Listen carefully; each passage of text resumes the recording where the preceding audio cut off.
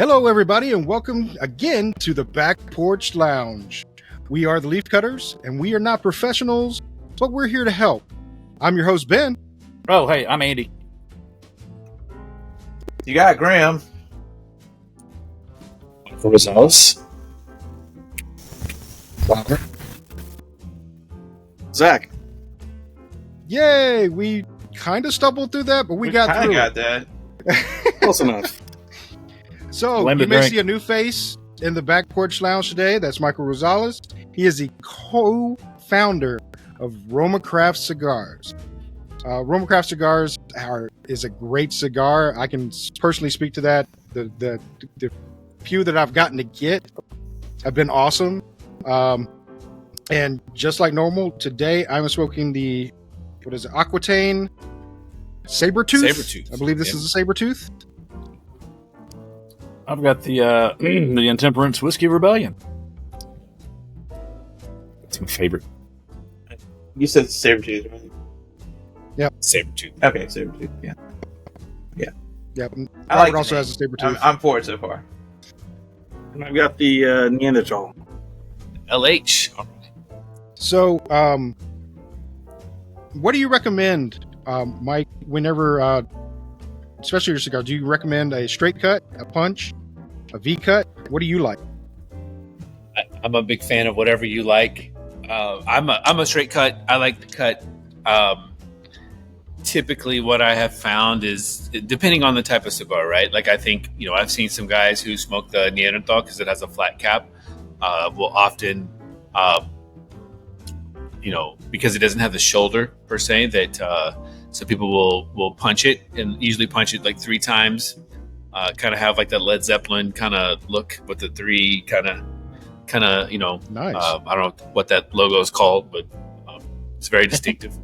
So yeah, to me, I don't like the way that the tobacco starts to get a little. I think the heat and the moisture as you pull on the cigar, if it's punched, typically will as it has its combustion, it comes through the cigar, will heat up and get hot, and then a lot of the oils will kind of get saturated, and it just kind of collects and it gets a little mushy. You see guys kind of chew on their cigars or whatever, and that to me is kind of indicative of somebody who might punch their cigars. I don't know why, but so I like to cut. I don't like sloppy cigars. It drives me nuts. Yeah. So I get that. Yeah.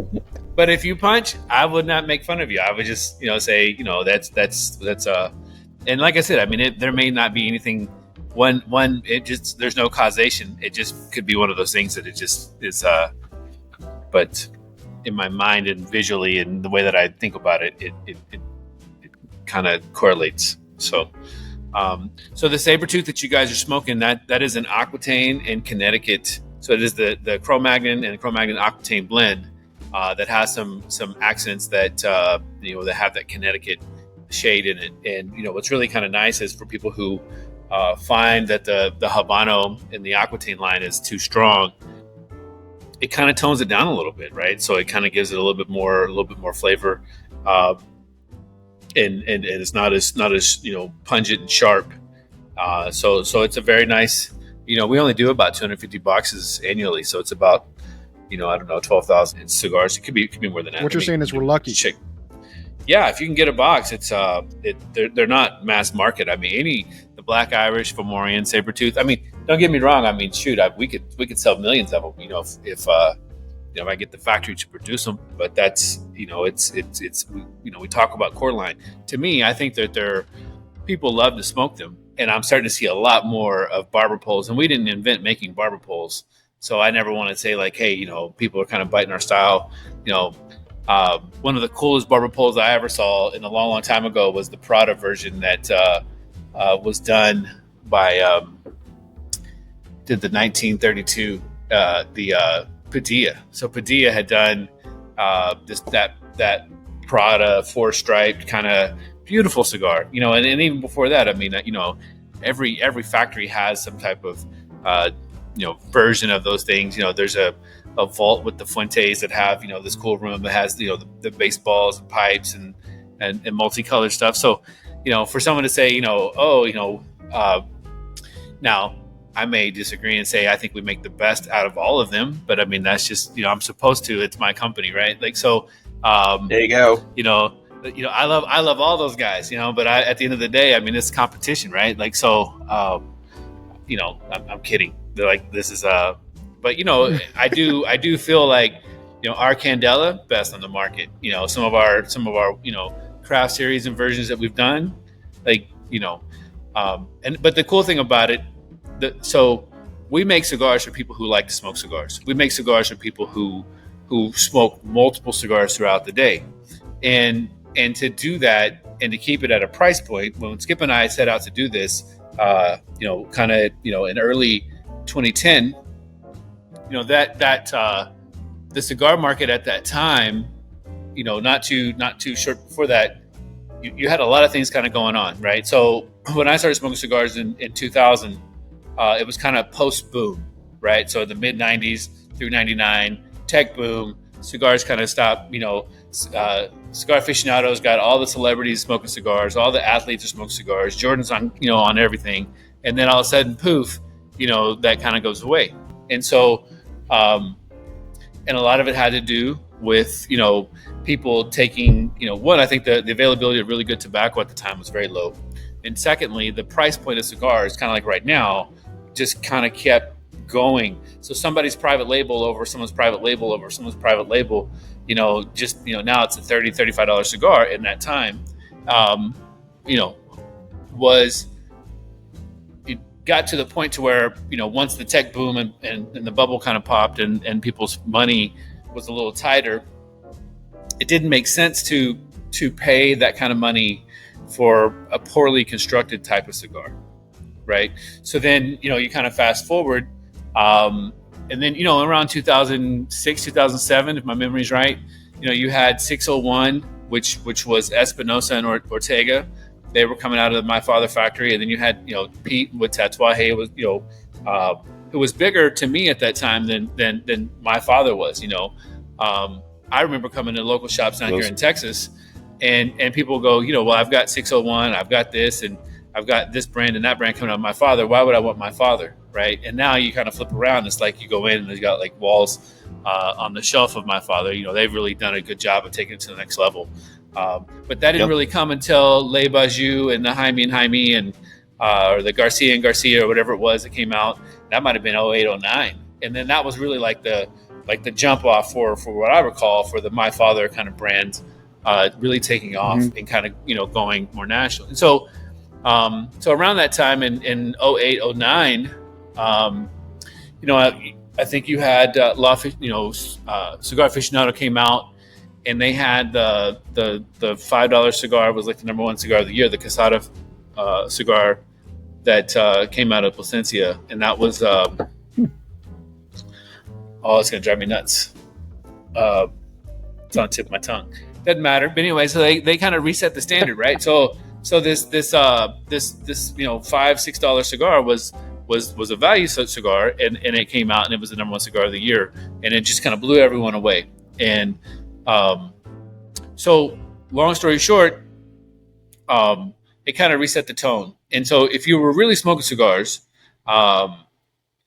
or if you were a brand and you were kind of come out into that market, and at that time, Ashton was $10-12, and then everything else was kind of in that $8 to $9, $10 kind of price point, right? Yep. And so what had happened, Skip and I kind of get together, and at the time, Skip had a cigar shop that he was involved with in Galveston, and it had gotten hit by the hurricane. It was Hurricane Ike, and so. But he was based out of Austin, but was he could work for wherever, and so kind of whenever he was in between international trips to, Panama or Bratislava or wherever, he was in the cigar shop, or he was kind of in a cigar shop somewhere around the country, right, or in the world, and so we would spend kind of times just as cigar nerds, right, and talking about kind of like what you guys are doing, and kind of the state of where cigars are at, and so. I, on the other hand, was had my background was in real estate, and I was kind of going back and forth between, here in Costa Rica, and I was working on a project down there. And then eventually a friend of mine, or this couple that were making cigars, had a son that wanted to come to work in the States. And so I ended up sponsoring him and found a local cigar shop that would host him. And then we started making cigars locally. And then would basically the thought process was that we would blend something on site, because he didn't really have anything else to do. He makes cigars. So I was like, okay, well, let's find a place to put you and host you. And then it's like, okay, well, if they host him and we, they would pay for him to be here. And my job was just to import. So I got an import and export license. And so I started importing tobacco back and forth from Costa Rica, Nicaragua, into the States. And so, and then they had 3 stores. So then he kind of was bouncing around from 3 different shops between here in Lubbock. And then long story short, another one came and another one came and another one came. And so I kind of became this guy. I was like, hey, you got the cigar rollers, So anyway, so Skip's in town. And he's looking at doing either a blend or open up a cigar shop. I wasn't really quite sure, but he had already done. So he was really cool with this guy named Doc Diaz, who was probably the first podcast guy that I can recall, who had the blowing. It was wasn't blowing smoke. It was Stogie Fresh out in Paso Robles. I remember this chicken bush. Yeah, and so Doc Diaz was one of those guys way before his time. Before I even knew what the fuck a podcast was. Like this guy. But he was basically doing what you got, educating people, right? So, so really, really cool dude out in Paso Robles, but he never went to the trade show. So he would send Skip, and then Skip would go to the trade show and he would interview guys and talk about new products and stuff like that. So from the time that I met Skip was a big buyer in a cigar shop, right? Like a $3,000 a month kind of spender, that kind of guy. He also owned a cigar shop that had come and kind of gone. He had worked with Dave Diaz kind of as a blogger, kind of in a weird way, and then every once in a while would write for his channel and his own personal stuff, and then was just a really cool dude. So it was like on top of that, he's got this humongous executive job with Dell.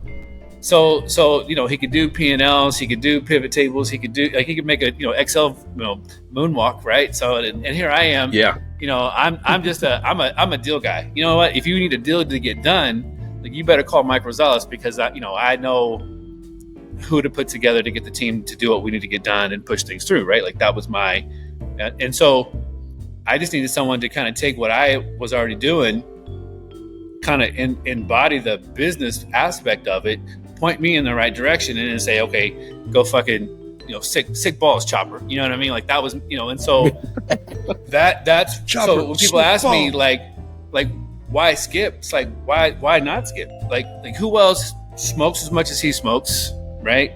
Had the business, background, had already sold his business, when he was much younger. He's kind of done it all, right? So it's like, so when you kind of look at the things that he's really good at and the things that I'm really good at, they don't really overlap, right? So, and then and believe me, this is before Facebook. So when we kind of got together, long story short, so I've got all these cigar rollers kind of around town. He comes to me and says, "Hey, I used to go and take tours down to the Dominican and down to Honduras, and he was really good friends. He was Christian Aurora. Him and Christian, if you guys know Christian, very analytical, very business savvy. Him and Skip back in the day, man, they would they're cut from the same cloth, right? So, the MBA, like you know what I mean? Like they've studied. They're just they're stupid smart, and so not that I'm not smart. I'm just not. Don't sell yourself short, man.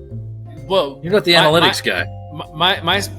To me, like I don't, listen, if there's money in the checkbook, I've got cash. You know what I mean? Like, so I don't, and if there's not money, I go make a deal happen to put money into the bank, right? Like I'm just like any kind of sales guy. It's like, I'm a hustler. That's what I do. I survive, and I'm good at that, but with a good reputation.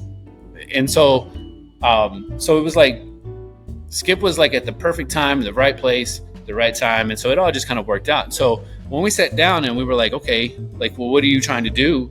He said, I've got this cigar that I used to get from Christian. and it was really, really good, but I only got like 2 or 3 left. And so, believe it or not, so one of the guys that worked for me, his name is Raul Disla, who now runs the Natsa factory. He was here in Austin, and Carlos Charano Jr. is in town. And so by this time we had already kind of worked on the blends. So not to jump around too much, but essentially Skip says, hey, I like this cigar. So we take it apart, we look at it. So Raul and I kind of take a look at the tobacco, and I don't have any types of tobacco that are here or that I can make this cigar here locally. It's thicker, it's heavier, it's for the stuff that we were doing, we were using a lot thinner, more I'm getting, kind of like what you would find at a regular cigar shop. You know what I mean? Like I don't have, colognes and all this other stuff. I'm going down going, hey, please, let me sell me this, and this. And then we bring it over here. We make the best of what we can and then kind of move forward. Mm-hmm. And so, so we take the cigars apart, and I said, you know what? The tobaccos that you have here, they're heavier, but here in a couple of weeks, I'm going to go down with this guy named Chris Kelly, who had a cigar shop up in Chicago called Tessa. So Tessa, they were probably one of the first American factory owners, or at least smaller ones. I mean, probably by that time Perdomo was down there, but Chris Kelly's dad was probably one of the first guys down there.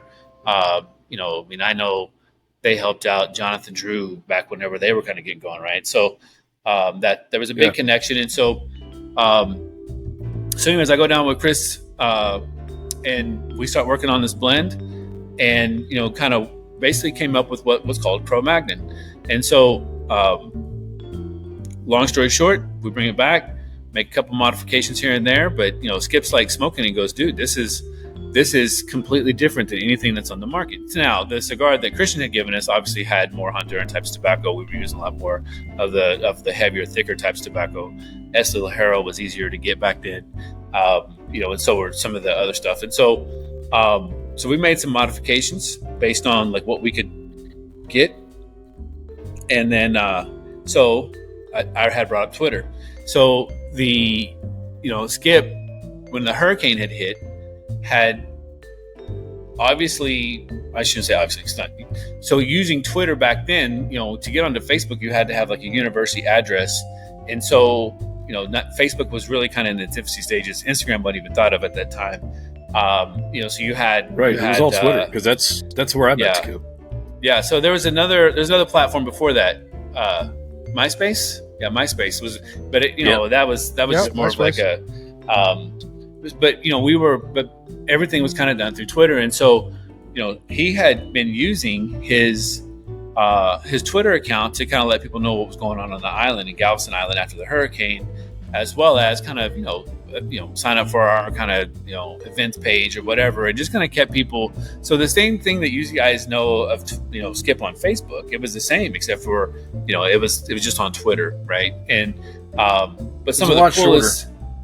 Well, yeah, I mean, your characters obviously, you can only use so much, but as far as like the engagement back then, like and still to this day, I mean, I still probably use more. I use Twitter more, or X, I should say nowadays. More so than I do Facebook, just because the community on a lot of guys who are like me, who are like, hey, I don't care about all your political stuff. Like, here's pictures of my kids and my family and all this other stuff, but every once in a while. But, all the social engagement for me is obviously is either in certain groups on Facebook or, on X. And so, so as we were kind of talking about, or he was posting pictures, and it was just this cigar for him at the time. And so I had the roll here, one down in Houston and one in Dallas, and so at that time, because in 2000, now we're talking, so in 2008, 2006 is kind of when I started this whole project. So in 2008, 2009, I mean, I was kind of working on getting the rollers kind of get going, and so when Skip and I kind of started talking in 2009 to 2010. The project really started kind of coming together full circle in 2010. And so we blend a cigar. It's fucking good. It's all over fucking Twitter. I bring in 5,000 cigars, and people are like, hey, send me some. Let me buy some. They're like five cigars, or there's like four different cigars for $35. His kids are over. They're like, I don't know, 16, 14 years old. They're stuffing envelopes, and I'm calling people, get people's credit cards and charging cards, and we're sending them out. And so anyway, so back to Carlos Serrano. So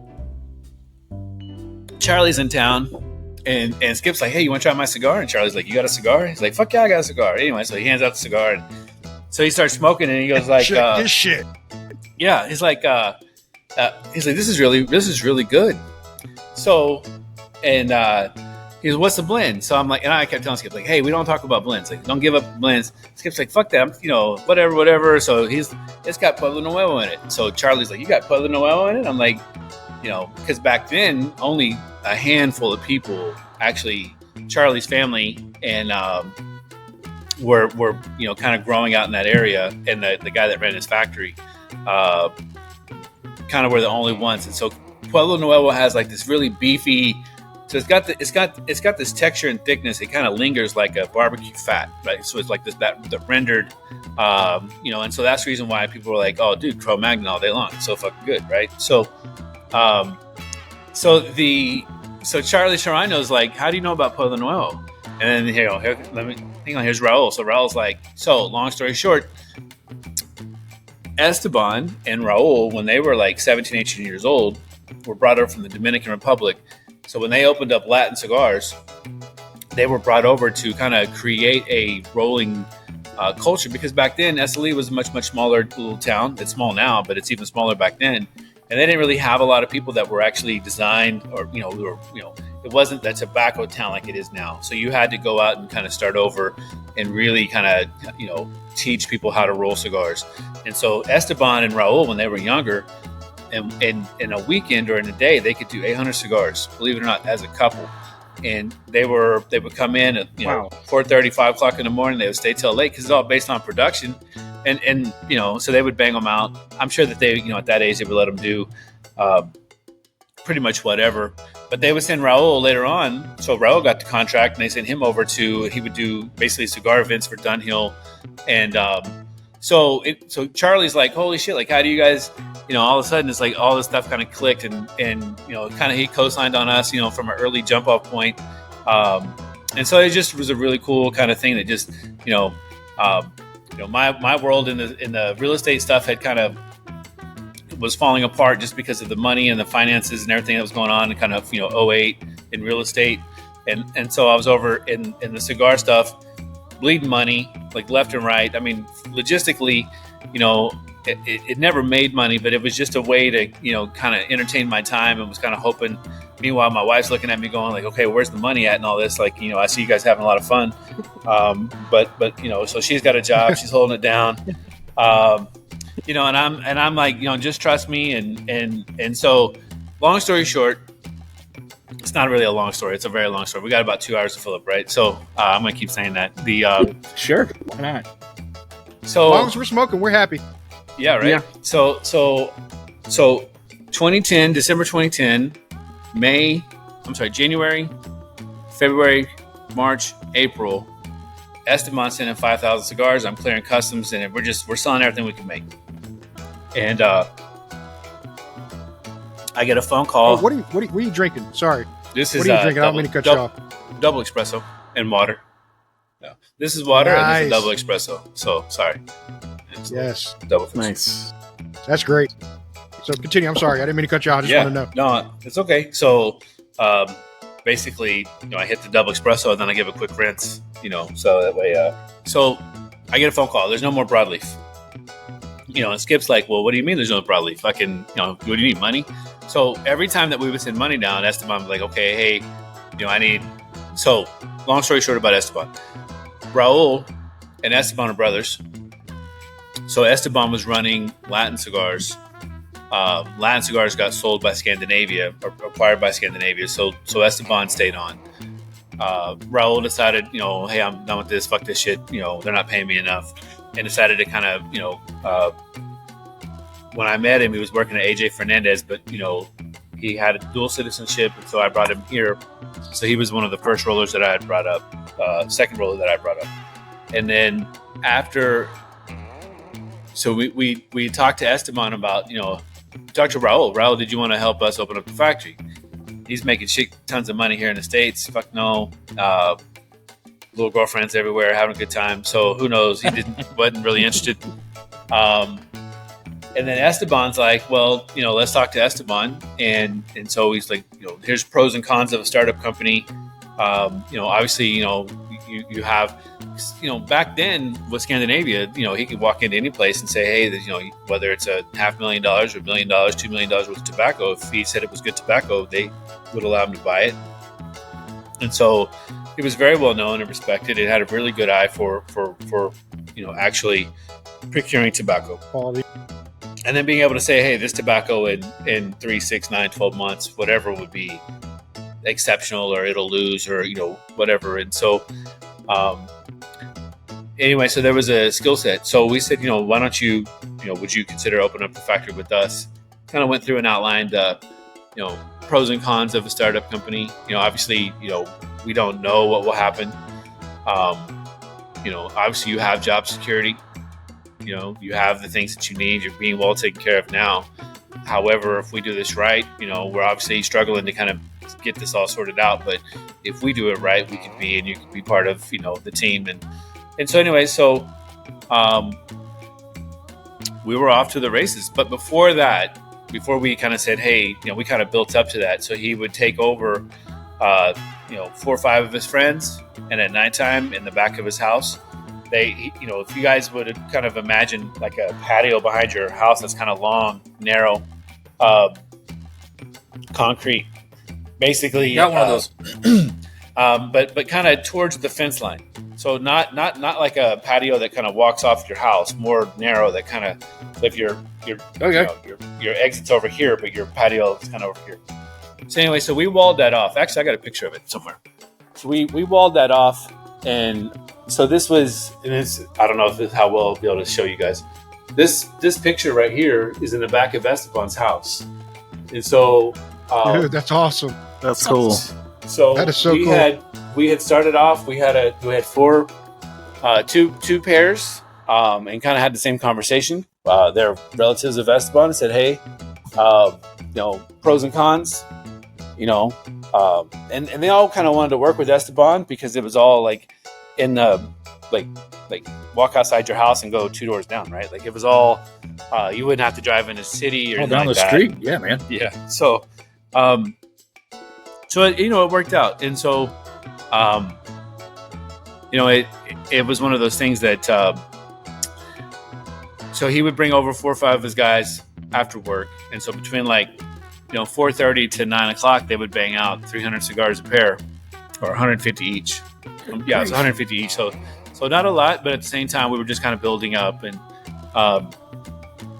so the idea is that we were still kind of selling direct to consumers, and then I started getting phone calls from guys who knew me around town, and all these other cigar shops from the tobacco roller side, and like, hey, are you going to sell me this cigar that's starting to get some buzz? And they were unbanded, and they didn't have any kind of distinctive information. We just had the one blend at the time, and it had gotten picked up and was put in some magazine. It got a 92 right off the rip, and so nice. I go to Skip, and I'm like, listen, I know we're doing pretty good selling direct to consumers, but and the website was called Have a Cigar Shop, and I shopped that. I remember those days. I shopped that. Yeah, and so I said, I think we could take this to a national level.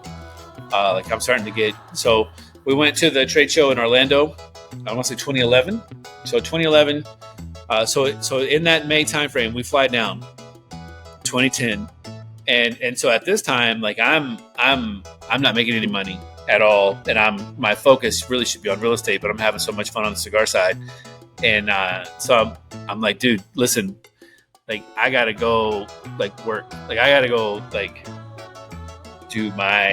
gotta go sell some real estate shit, because I'm at the bottom of the barrel for my funds, as much as good of a time we're having. And so this is down in Nicaragua, so and at the time, again, I knew everybody. I knew how to import, export. I knew, Esteban. I knew Raul. I knew where to go get tobacco. I knew, everything that was kind of lined up, except for, what's called a 382, which allows you to buy and import, transfer through a free zone. But I was too small at the time. I didn't really need that. So we sat down and so on the beginning part of that trip, we go see Jonathan Drew, and Jonathan's like, I'd love to sell you some tobacco, but I'm a free, we can't sell tobacco to you because you don't have this license. So go talk to Gustavo, and I was already kind of dealing with Gustavo's, like the second in command, but not with Gustavo directly. And Jonathan called him and said, hey, I'm gonna send these guys over if they need, help them out with whatever they can. And so he kind of co-signed for us early on, and so we go see Gustavo, and we basically put our name on, I don't know, $500,000 worth of tobacco. So Skip's like, oh, you got broadleaf? Yeah, we'll take that. How much you got? Well, we got about 300 pounds. Okay, we'll take that. And and back then, you're probably talking $24, $22 a pound for broadleaf. High end 26. Habano. So okay, we need a Habano. We need something, in case we go through this thing where Habano is not available. So we go look at the Habano Ligero, which is what's on the Aqua tin that you're smoking. He said, well, how many pounds of that do you have? Oh, 500 pounds. Yeah, we'll take that, right? And I'm sitting over here in my math in my head going, oh shit, like this guy's fucking, going ham. I've the most tobacco I'd ever bought altogether was about 2,000 pounds, but that was mostly filler leaf, which is about $5 or $6 a pound, right? So in my head, I'm going, oh, this guy's going ham. And so he said, well, we need cigars in case that we got to make on a regular basis. So we got to work on a Connecticut, and we got to work on this, Brazilian Arapiraca, which became the Intemperance line. And funny thing about that story is that Jonathan Drew had just told us the night before, like, hey, whatever you do, we just sent back 500 pounds of this Brazilian Arapiraca. We've had it for, trying to get it to work, yada, yada. I can't stand it. It's hydroscopic. It's got all kinds of problems. So Skip goes, let me see this Arapiraca that, so we end up buying that stuff. And so which was a great week as far as like productivity, because it really set the tone. We talked about, how we were going to execute. We blended basically the other lines, the Brazilian, the Connecticut, and the Aquatine and the broadleaf were just the same cigar, different wrappers, but the other ones were actually different blends. Esteban had already had a Connecticut that he really, really liked, and so that was kind of the Intemperance line, and in the EC, and then we all kind of worked together on the BA, and so we're leaving Gustavo, and Skip said, okay, great, when can we come pick all this stuff up? And he goes, oh well, this broadleaf's got another 13, 14 months of kind of being in this complete loan before it's ready, so probably January, February next year, so that kind of started the whole other conversation, like, oh shit, like, so, and again, this is ready now. What do you mean? Yeah, exactly, right? Like, oh, this is fresh off the container. It's got to be babysat for the next year. So, big learning lesson, right? And so, listen, man, everyone will say whatever. Everyone has opinions of, if somebody said, hey, again, this is Michael 10, 15 years ago, like, hey, we're gonna put the office together. I would have said, let's go to IKEA. We'll get some tables, we'll put some chairs together, whatever. We'll all fucking hand screw it, whatever. In Skip's mind, it's, no, that's not us. That's not on brand. If you're going to be a craft company, you got to have somebody from Texas who has Texas wood that can build these, a desk that is, that's finished. Like, these guys come in here and they build, this type, the bar,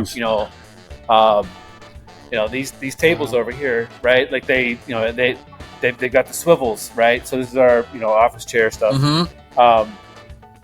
And so as far as forward thinking and doing something and doing it with quality, doing it one time, doing it with everything that with the purpose, that was Skip, right? Like that was, again, a different mindset, different, but you're talking about a guy who worked for Fortune 500 companies where, for me, like I've been self-employed since I left, college, right? So I never had that kind of guidance. I never had, it's kind of this, this rich dad, poor dad kind of mentality. It's, where I just knew, how to go out and hit home runs.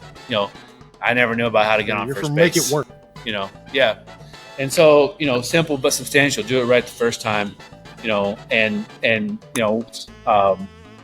and so that was, so I'll be forever grateful. Like those are things that for me, like I didn't realize how immature I was in my stylistic kind of thinking of creating a brand or creating something that really had the substance behind it, which, and again, I don't know if anyone really kind of does it the right way, and obviously we've set the tone for a lot of people, because you kind of look at kind of where we launched at.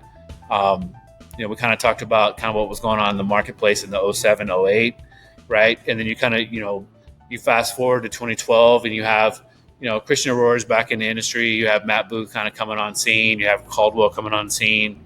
And then, 2016, 2017, you have, somewhere in between there's Black Label. And then you have, Foundation and Saka, Leaf by Oscar and Jim, what they've kind of done. Fratello, right? Like, so, everyone has kind of come on and it's not, it's really taking like this historical kind of view and go, okay, where do we kind of fit at in this overarching kind of storyline, right? And so I just kind of shared you guys a little bit of how we kind of got into it and how we kind of tackled and decided to do something in a way that's very significant and very impactful. But yet, when we defined everything back in 2010, and when this was kind of happening, it was like, okay, how do you make a cigar that is about as full flavored, full bodied, in texture, in depth, richness, but do it at a price point that's fair, right? Do it at a price point that, that allows guys like us who smoke 5, 6, 7, 8 cigars a day to be able to enjoy the cigars that we make day in and day out, to where they don't have to, spend, if it's $10, $15 a cigar back then, if it's $10, right? You speak, it's talking about $60, $70, right?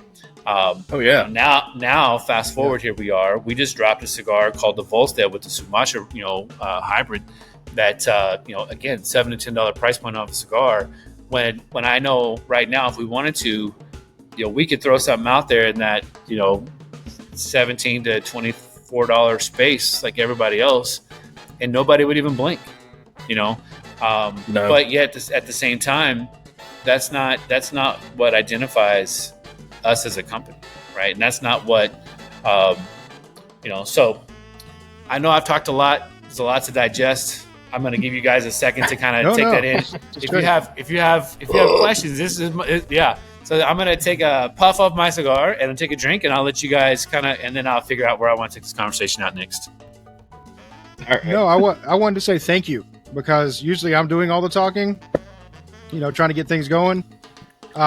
So you've allowed me to actually sit down and enjoy the shit out of this cigar. So I appreciate that. Not only thank you for coming on, but damn, I get to smoke. I'm happy as shit. There you go. But since we are at that point, let's go ahead and give our first review of this. I know we didn't get to do the first light, but I'm about halfway, because I have been puffing away on this thing because it's been great. Yeah, I'm about halfway too. Yeah, so I'll go ahead and start with mine. It lit up great. I mean, had great output. It's burning really even. Not leaving a film on my mouth, because if you've seen my show, if you leave a film on my mouth, you're getting a lower rating. But no film in the mouth, it's really good. What she said. I'm about textures. So it's been really good from start. Now that I'm at the middle, it's just as good as when I started. It's full of flavor. I am digging the shit out of it, and like I said, I appreciate you letting me smoke it. I mean, I get to go next, because that's you get to go next, alphabetical thing, huh? Yep. Yeah, I mean, I don't think that I've ever had a bad RoMa Craft cigar, and the Whiskey Rebellion, the Intemperance Whiskey Rebellion, it always kind of hits point for me. It's well constructed. It's got it's just a great cigar to smoke in general. It's got good flavors. I'm afraid that the 3 hot dogs I had for lunch aren't going to make it. It's not going to provide enough padding for that full ass kicking that I'm going to get at the other half of the cigar. But we'll see how that plays out. How about you, Grimbles? Sorry. Michael, I'm joking. I'm sorry. I'm actually thoroughly enjoying this. I just, I appreciate it. It's okay. Yeah, no, it's dude. It could be the perfect cigar, and he's gonna go. Sorry, it's good. All right, it's good. about you, Robert? If that's his O face, man, I would hate to see what the reaction of his partner is like. He's like, oh, that was good. That was you know what I mean? That's high five. It was very good. That's high five when he's done. Yeah. She's down there working. Oh, that was good. Yeah, that's nice. Yeah. Yes. In the back, you just hear an achievement ding. Yeah. And things move on. I actually think I have found a new favorite cigar. I'm right on. I really liked it. I mean, I agreed there's no aftertaste. It lit well. It's burning well. Great input, great output. I love this thing. How far away did you have to drive for this? About an hour. So I guess I'm going to be taking an hour every now and then. We'll call Penny. Oh yeah, we could call Penny. She can get us some. Okay. Yeah. Yes. Like I said, I how's she doing? I'm not. You talking about Penny from up in Maine? Yeah. New Hampshire. Yeah. New Hampshire. Yeah. She's doing all right. We met her. Zach and she came down to Shreveport. Her and Jay came out they actually went to New Orleans for a week and came up for a concert to Shreveport to visit us and, to go more to a concert. But she's doing good. It was a happy coincidence that we got to see. Make it about yourself, man. What the hell? I think I've known her and I've been getting cigars from her for like 10 or 15 years and I'd never met her face to face. So it was one of those happy coincidences. But yeah, she seems to be doing pretty good. Business is booming. Good for her. So, how about last you, time I Zach? saw her I was at the trade show and then through I heard that she was married and some other things. So I was like, wow, okay, that's but I'm not I need to reach out to her to see how she's doing. Make sure she goes to the trade show. Sorry to interrupt. I'll tell her you said hi. She's a trip. She's a trip, man. Yeah, she's awesome. She's a trip. We had a blast hanging out. We went to a new lounge in one of the casinos here and spent some time just having a good time hanging out. It's good. Sweet. So there you go. You want me to review it? I guess your turn. Then. I think this is the first. No, this may be the second Neanderthal I've had. I can't remember what the first one Andy gave me was. It was either Cro-Magnon or the Neanderthal. Hell, I don't remember either. I don't know. That one kicked my ass, though. It was delicious, but kicked my ass. And this one is delicious as well. I mean, the construction is perfect. I did end up punching it because it doesn't have a shoulder, like you were kind of saying. And I gave it a double punch. But I didn't know that about that, and I'll take it into consideration next time I get one of these, which I definitely will. Do you find it more humid, like wet at where the mouth is at, or do you find it it's holding up dry? This one's holding up good. It's not getting gummy or anything like that. So far, so good. It did feel a little bit like it was maybe under humidified a little bit. We're at the store. And I didn't have much time in my humidor before I lit it up. So I actually prefer cigars to be at a higher humidity. I think, like, no bullshit. I don't know if you guys paid attention. These cigars have been on my desk for about 3 days. I tell people all the time, and trust me, I can show you. I could walk in here and smoke anything off this. I mean. When I tell you I got cigars show off. Well, yeah. It's not. I'm just saying. I mean, I got cigars coming out my ass. Yeah. Right. Like. But it's like you like own a cigar company or something. It's ridiculous. That's the problem. I get into things, and I'm an over consumer until it's like collecting all that Weller stuff that I was showing you guys earlier. It's like I gotta collect all the the infinity rings. You know what I mean? Like I can come in here and smoke anything and everything. Nice. That wow. And this is not to stunt. This is not to front. But the point of it is that I truly believe that cigars taste better. No, this is an educational point. That the cigars that are on my desk, unbanded, no label, no nothing, are here for a very specific purpose and reason. There's a myth in the industry that cigars should be 70 degrees humidity, 7 degrees temperature, and I think that's a really good baseline. I think that's a really good, for people who want to come in, they want to come, people who don't smoke like we smoke. I don't know how many of you guys smoke, but I assume you're like within the same level of me. Or Skip. Yeah. I am not. I smoke probably weekly, not daily. That's okay. Yeah, we're definitely the professional smoker. Yeah. We're the amateur smoker. Regularly, though. Except for Andy. Okay. Andy, he's right there with you. I'm quasi-professional. There you go. That's what I'm talking about. So we're gonna get you guys there. Like, it's a slow process, but I think the reality of it is good to have goals. Absolutely. Every cigar has different types of thickness and texture and levels into it, right? So you can get away with a little extra humidity in a thinner type of cigar. So you guys said you had an educational part of your podcast. So this is one of the things that I drives me absolutely fucking. I'll see people, they'll go out and they'll buy $85 cigar from X brand or whatever, and then they're like, oh, this is garbage because it's tunneling. It's like, okay, well, fucking numbnuts. Like, if there's a couple of things.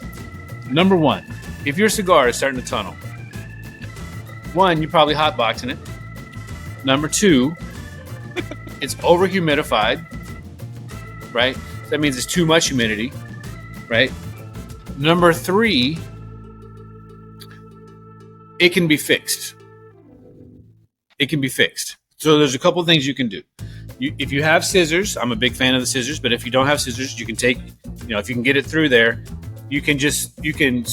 so what will happen? So people who are watching who may not know. Let's say, for example, you light your cigar on the outside and you're puffing. What ends up happening is there's a couple of things. There could be a twist in the bunch. It could be that the overhumidification or the wrapper leaf on the outside is thicker and heavier than the internal types of tobacco on the inside, right? So you puff. So what ends up happening is as you pull the air through the chamber, and there's either a blockage because it's got a twist, or something is going on to where the air funnel is basically, it's kind of causing this swirling sensation. And so basically the thinner types of tobacco aren't burning at the same combustion level as the outer tobacco. So you can do a couple of things. One, you can take your torch wherever you put it. And you can basically touch up and burn past the line. Think of it like your belt, like you just had a big old fat breakfast or lunch, dinner, whatever, and you just want to unbutton your buckle a little bit. Just feel like, it allows you to breathe. That's it, right? So if it allows you to basically, so the air as it blows through can kind of get through the chamber, right?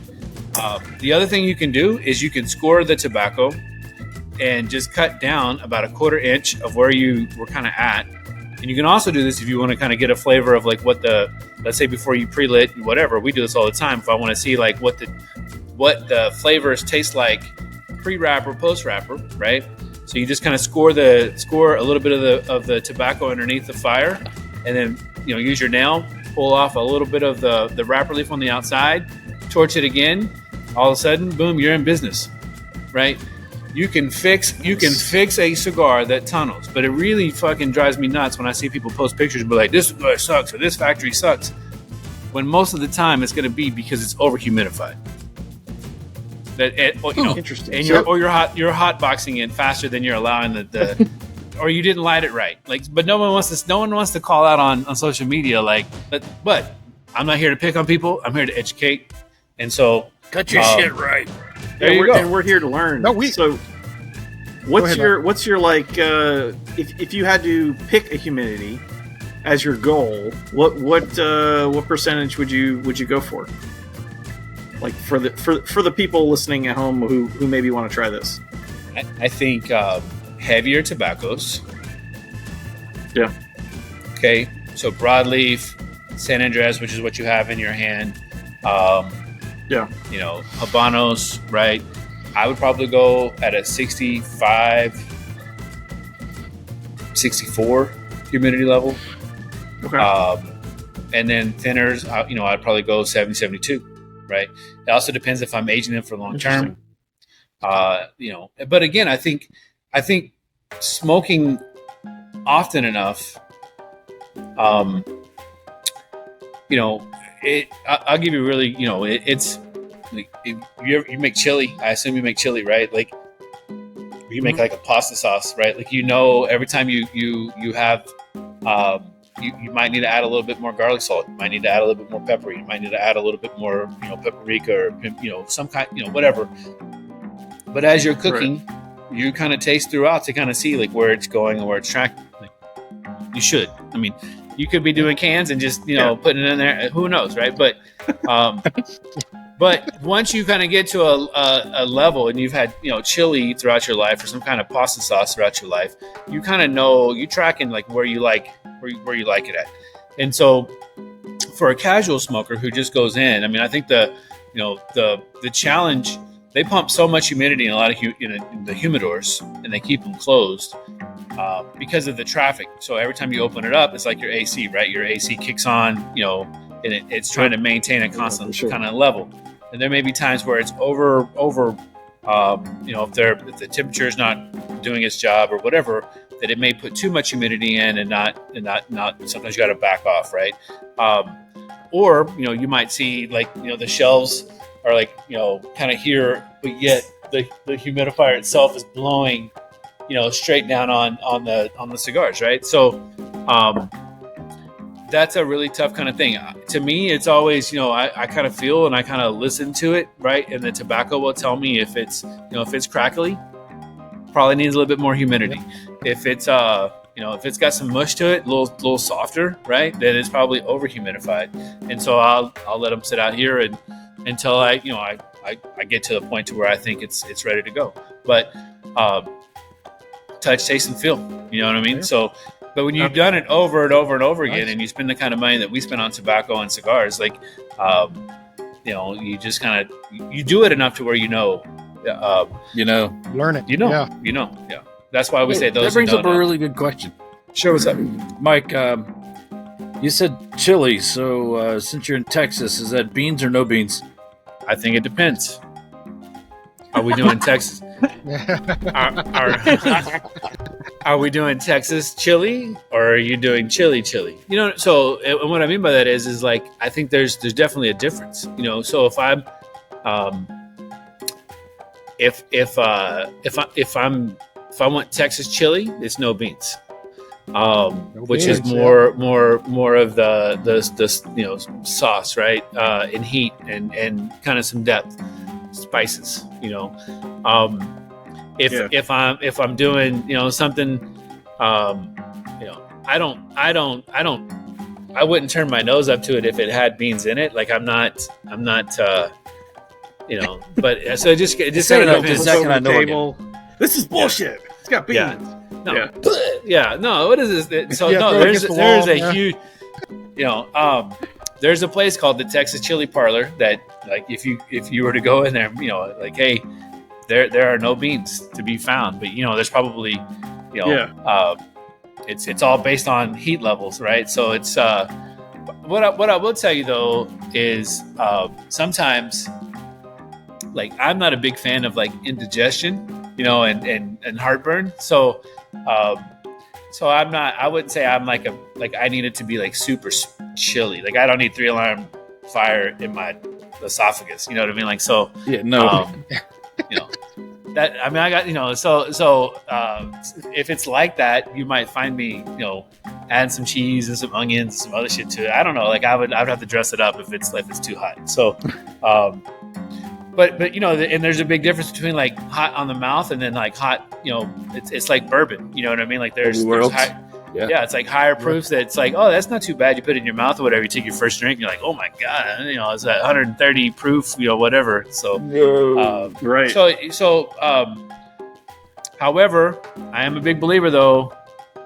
As far as barbecue is the same question, right? It's like, I am a big believer that there should be no sauce, no sauce on your barbecue. And if you're putting sauce on the barbecue, then I feel like you're trying to hide the quality of your meat. So you've done something wrong if I'm having to put sauce on my barbecue. So in Austin, I've been to Austin a couple times and had some pretty good barbecue. Mm-hmm. What's your favorite barbecue spot in Austin or in Texas, I guess, in general? Man, there's so many good places. Yeah, there are. So for us locally, we go to a place over here called Style Switch Barbecue, and there's a reason. So I think pretty much they cook. The only time they shut the pits down is on Monday, and then they kind of start up at like 3 o'clock in the morning, and then they cook all day long. So you can go there at 8, 9 in the afternoon, and you can get brisket or ribs or chopped beef or sausage. Like they don't run out. They don't run out, right? So, and their sides are really good. So you can go to some places where it's like the brisket it slaps, right? Like it's just so good. Like this is, but then the sides, like the beans are kind of meh or whatever. So you're like, if I could take the sausage from this place, and I could take the chopped beef from this place, and I could take the ribs from over here and the sides from over there, then I can combine and I can make like a decent plate of barbecue, right? But who's got time to do all that shit? Right. Louis Mueller's is a really good place out in just kind of north of us. Does a really good job. But I was up in Fort Worth the other day and went to there's a place called Heim. There's a place down here that does a Tex-Mex barbecue, like where it's super simple. It's a tortilla, homemade tortilla, brisket, avocado, and some salsa. It's so Sounds good. tasty. It's so again, kind of depends on what you're in the mood for, right? But I would tell you that we don't do. I'm sure there's some good pulled pork. I wouldn't call it the best. If I wanted that, I'd go to the Carolinas, right? If I wanted, saucy sweet, I'd go to Kansas City or someplace else. But you try what I've learned over is just enjoy it for what it is. You know what I mean? It's like I don't have the energy to get into great debates over so my give a shit level has kind of fallen off the map. Right. So, down here somewhere. Yeah. The last time I was in Austin, it was for the Formula One race in 2019. Right on. And we went to Black's Barbecue, and I got a beef rib, and it kind of changed my life a little bit. It was so fucking good. Yeah. And I know it may not even be like on the top 10 list of best beef ribs in that area, but man, it was amazing. So there's a magazine down here called Texas Monthly, and so basically what they'll do is they've been kind of reviewing and rating, from all sizes and levels, right? To the startup, little food trucks to whatever. And so it's always fun to kind of check out the list to see like who's up and coming. And what you quickly kind of learn is there are like schools, like kind of like a family tree, right? So you can go to Louis Mueller's and kind of follow the family tree of like these guys that have kind of taken what they learned at the original, being a pitmaster out in that area, and then they've kind of spawned off and they're doing something on their own. Or you can go to the Terry Blacks and their family, right? Or you can go to Snow's or whoever, and essentially, some way, shape, or form, you can kind of tie it back to the 4 or 5 original houses of barbecue that So which That's awesome. it's the lineage, right? You just kind of and so and then you're seeing a lot of these guys. I was in New York City a couple months ago, and so my buddy Lance over at Style Switch was actually, they paid them to come out to New York City to help them get their pits going and kind of start and basically he was there for 3 or 4 weeks, basically consulting to kind of get their pit up and running. And so you're seeing this influence of like Texas barbecue kind of spill over into other cities and states, which I think is great, right? So Oh yeah. You know. Yeah. And eventually it may. I'm a fan because we don't all get Texas barbecue. No, I mean, dude, we got gas stations down here that run circles around. It's the same here in Georgia. Yeah. It's the same here in Georgia. We have barbecue places everywhere, but it's not Texas barbecue. There is a huge difference between Texas barbecue, between Georgia barbecue, like you said, the Carolina barbecues. They're all different. So yeah, it's good to see that other influencers are coming from other places and actually sharing, a little bit, just like cigars. You're getting different things from different places, and it's awesome to be able to, source these things. So I'm 100% with you there. My number one rule, typically when I travel, is I try to eat whatever is known for local. You know what I mean? Like if you're up in Pittsburgh, it's like what's local cuisine? Like, what are you known for? And then, and they'll always tell you, like, Geno's and Pat's, even though they're across the street, like, even though they're probably, lower tier, they're so well known, you got to go stand in line. You know what I mean? Like, you got to go try them side by side and then decide, do you like them, don't like them. And then once you kind of go out, you go to Luke's, you go out to Prince's, you go out to some of those other places, you're like, holy shit, that's like next level, right? So, and I kind of feel like kind of barbecue is kind of the same way. It's like, everyone will come down here and they'll go out to the Salt Lick. Salt Lick has this really cool pit. It's really iconic. It's got this ginormous kind of circular ring, and then above it, the sausage kind of hangs down in the middle. And the cool thing about that place was, back in the day, it and still is, you could BYOB because it was on, it's on this big ass property, and you could, on Sunday, if you wanted to, you go grab a 6-pack or whatever with your family, go get your barbecue plate, load up, and then sit out there and have a really cool, kind of dinner on Sunday afternoon. And so, so for its purposes, it's good. It's probably there's probably 50 other barbecue joints between here and there that I would go to before I go to that one. But if someone showed up in my office and they say, hey, here's some barbecue, I would sure fucking eat it. You know what I mean? Like, I wouldn't turn it down. But I might say, well, why didn't you go to so-and-so and so-and-so that were closer? But, at the end of the day, like, I don't turn down food. So that's I don't think either. a pretty good philosophy. Good man. Well, it's almost, all right, it's, so going back it's to almost, our edge. Go ahead. I was going to say it's almost crawdad season. No, go ahead.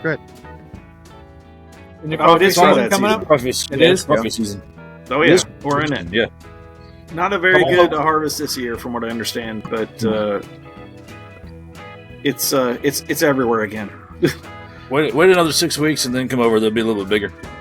There's a town that I went to that's like the mecca for mud bugs, and so I would go to this place, and I'm not a big crawfish. I don't even like shrimp. I'm allergic to shrimp and shellfish stuff. But so we were driving through Louisiana, and it happened to be like in the middle of the festival, and I go into this place, and these people had like the black gloves on and fucking bibs and the whole thing. Right? These were professional crawfish eating folks, and I was so like, these people are fucking getting down. Like, for me, I'm like, where's the sausage and where's the corn? Like, I need the whole thing. I can't just eat crawfish. Yeah.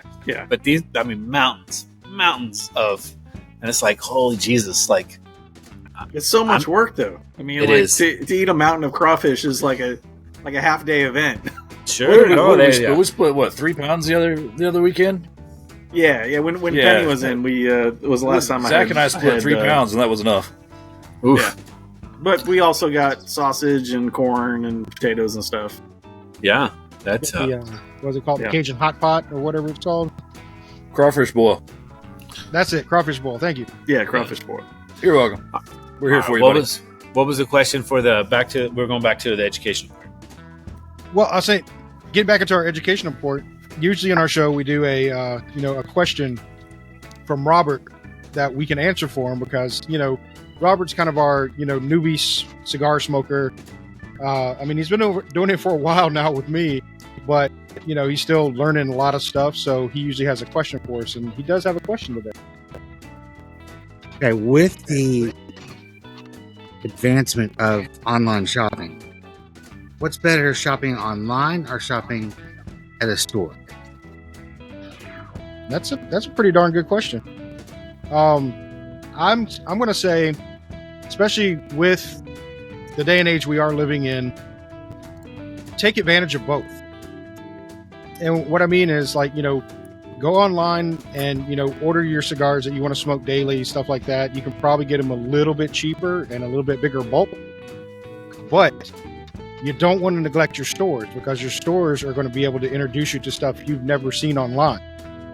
You go in there, they have tons of different brands you can look at, pick you up a couple of them. And especially if you're, a seasoned smoker or a newbie cigar smoker, being in the humidor itself, people will teach you things that you never knew before. So just, sit down, have a conversation with them, have a smoke with them. But don't neglect your brick and mortar stores by any means. Go see these guys. You'll learn a lot from them, and you'll probably have a good time just sitting down and smoking with them. So that's my opinion on it. Yeah, I can't argue any of that wisdom. I definitely get my cigars from both. I do like going into the humidor and hearing what's new and talking to the people working the shop, hanging out in the lounge, that sort of thing. So it's definitely a part of the experience that I enjoy. Can you get to talk to people like Mike, who know more about cigars than I'll probably ever know? Do I get to talk about this conversation? You're all welcome to chime in.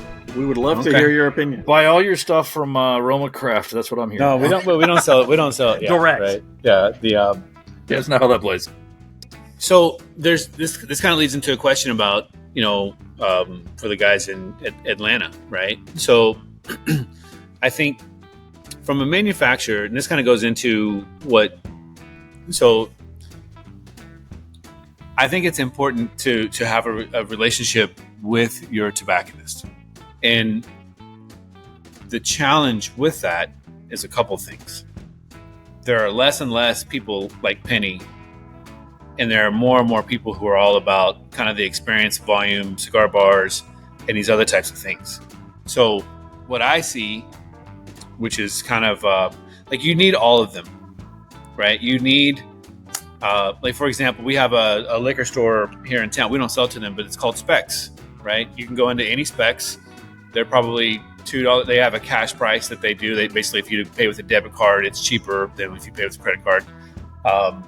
There's no one in there to help you, but you can definitely go in there and get things inexpensive. And I'm talking about you can get, Padron Anniversario series. You can go in there and get, I've seen,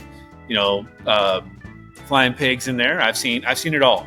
And they buy big and they have everything. But you're not going to get any kind of service. There's no one there to engage with you, to talk to you about,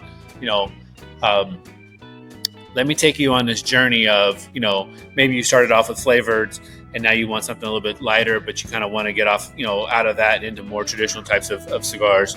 What's a Dominican Puro? What's a Honduran Puro? What's a, Nicaraguan? And take you on that journey to find out, okay, well, I like this one better from this region.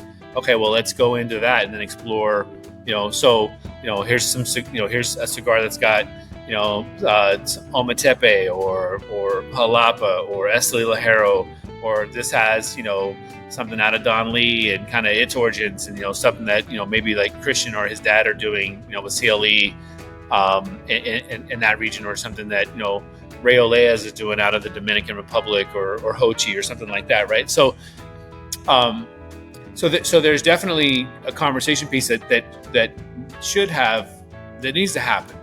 And the problem is when you kind of go in and you're online and you go into some of these groups, people will rag on you if it's not, ultra premium, or they'll make fun of you if it's, whatever, right? So it's like, so if you're looking for help and you're looking for education, realistically, the tobacconist is the one that should be able to kind of help guide you through that, right?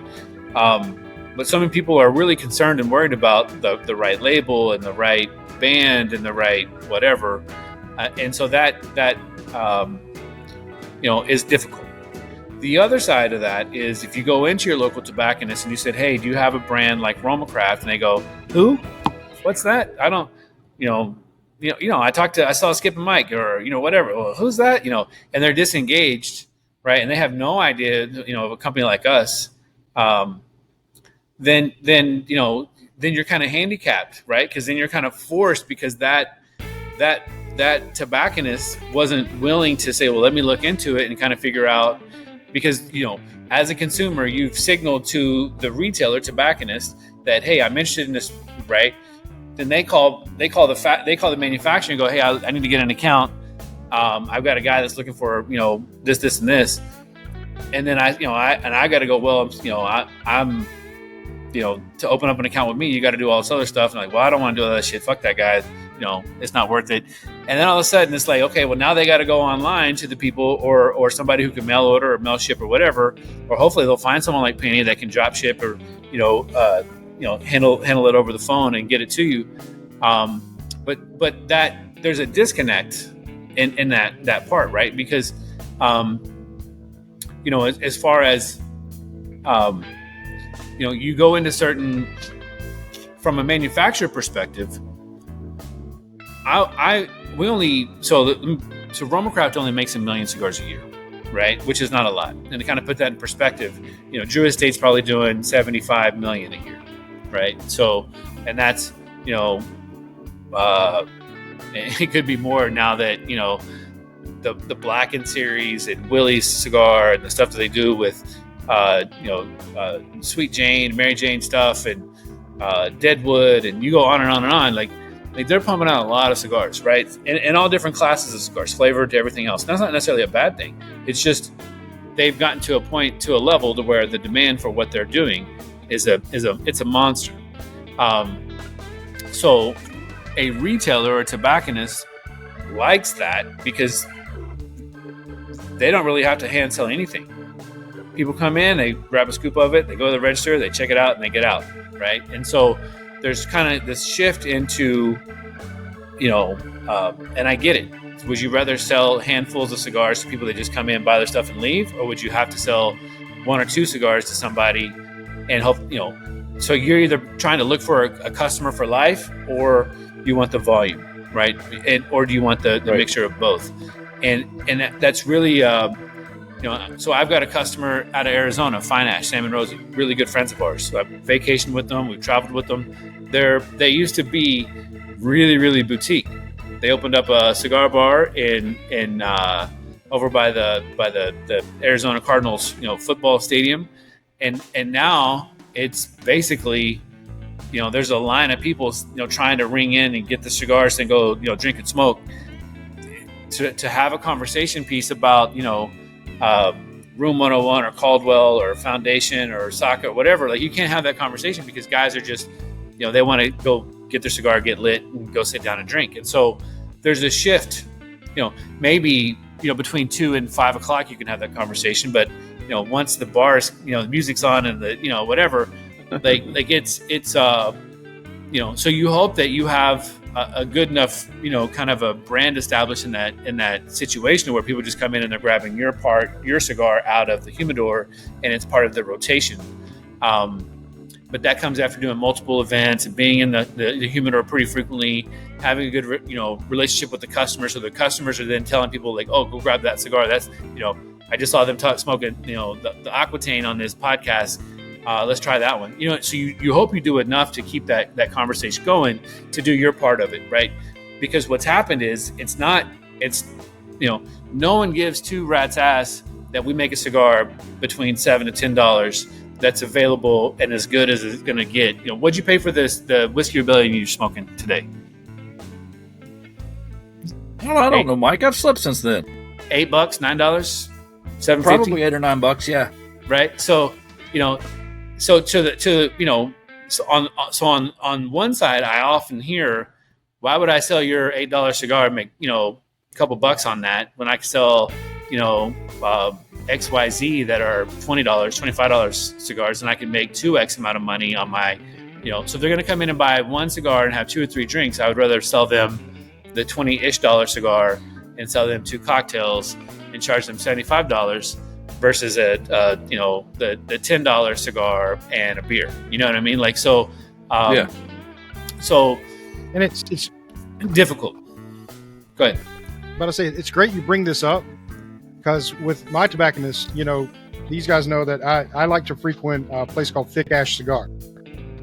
And anytime I'm trying to source something specific, I will go call him first. Now, he does have a smaller humidor, but he is so open to listening to what you're asking for. Sure. So when I called him about RoMa Craft, he was like, unfortunately, I've never heard of them, but you need to tell me a little bit about them. So I explained, you know, I was like, you know, I like RoMa Craft. I've had a couple of them. They're really good cigars. You know, I'm trying to get one for the podcast I'm doing. And he was like, all right, describe the band to me. Let me know what it's like. I'll see if I can reach out to him. Let's see what we can do for you, okay? And I was like, that's great. And he's done that every time I've asked him. And if he doesn't have something, he's been like, yes, I carried that, but it didn't move very well. So I stopped carrying it because, again, I have limited room. But he is so open. And, you know, shout out to Tim at Thick Ash, because he is all about his customer. He wants you to come in. He wants you to have a good time. He wants you to, you know, smoke good products. No, that's great. So, that's great. You know, there you go. So the double-edged sword and all that is to say, post-COVID, right? Like, you guys are out smoking cigars on your patio, right? So it used to be that if you wanted to have a cigar, you would go into the lounge and you would buy a cigar. You would go sit down, or, you know, and then before you left, maybe you would go pick up a handful for the weekend, and you would, you know, have your cigars that you would need. But since so many people post-COVID are not going back into cigar shops, and it's gotten relatively easy to kind of just click and ship. The one thing that I will say as a new person is if you are in a lounge and you are frequenting somebody's places and you get an email about the cigar you're smoking that pops up on someone's, you know, auction site or bid site or whatever, and it's ridiculously cheap, don't talk about that inside the lounge. Like, that's probably, you know, one of the you know, if somebody, you know, opens up their so if someone opens their, you know, their house to you, and you're in there as a common courtesy and respect, you know, just you know, I'm not saying don't buy it. I'm just saying, you know, there's nothing worse than you know, watching guys over, you know, and you know, again, to me, it's just a common courtesy kind of thing.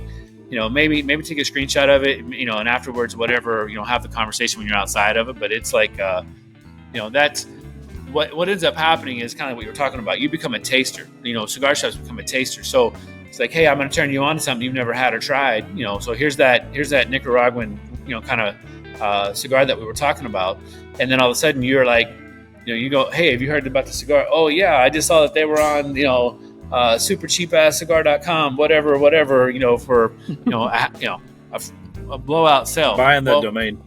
Yeah, it's I just made that one up. It's probably available. So, you know, but that's, you know, because what it'll happen is, like, there are websites that we do not sell to that will call somebody. Let's say, for example, your buddy who says, hey, I brought something in and it's not moving. So instead, you know, from a, and I guess this is, you know, hey, it's not moving. They'll get a phone call from somebody and they'll go, hey, I'm looking for such. You guys carry this? Now, yeah. And hey, I'm up in such Pennsylvania, whatever. You know, if I buy some of that, you know, would you sell it to me all? You know, and I'll pay X amount over cost.